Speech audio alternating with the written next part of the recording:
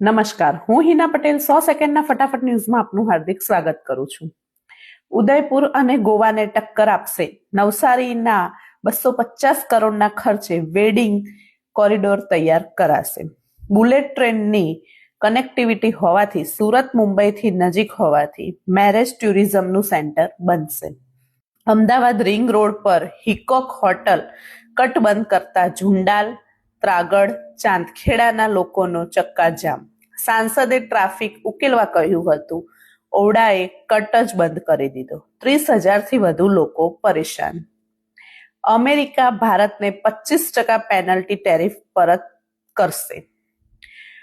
અંધજન મંડળ દ્વારા અનોખી car rally યોજાઈ. જોઈ શકતો કાર ચાલક રૂટથી અજાણ હતો અને જેની પાસે મેપ હતો તે પ્રજ્ઞાચક્ષુ હતો. જૂનાગઢમાં ભવનાથ મંદિરે ધ્વજારોહણ સાથે બુધવારથી મહાશિવરાત્રીના ભવ્ય મિની કુંભ મેળાનો પ્રારંભ થશે.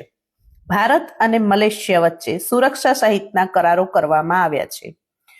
એક જ વર્ષમાં મેફેડ્રોન ગાંજાનો ₹2.55 કરોડનો કારોબાર, 48 લોકો પકડાયા. યુવાધનને વ્યસની બનાવવા વિદેશથી મેફેડ્રોન ડ્રગ્સની આયાત. છેલ્લે સોનું 22 કેરેટ 1,51,820 રહ્યું છે અને 24 કેરેટ 1,44,590 રહ્યું છે અને ચાંદી 2,84,000 રહ્યું છે.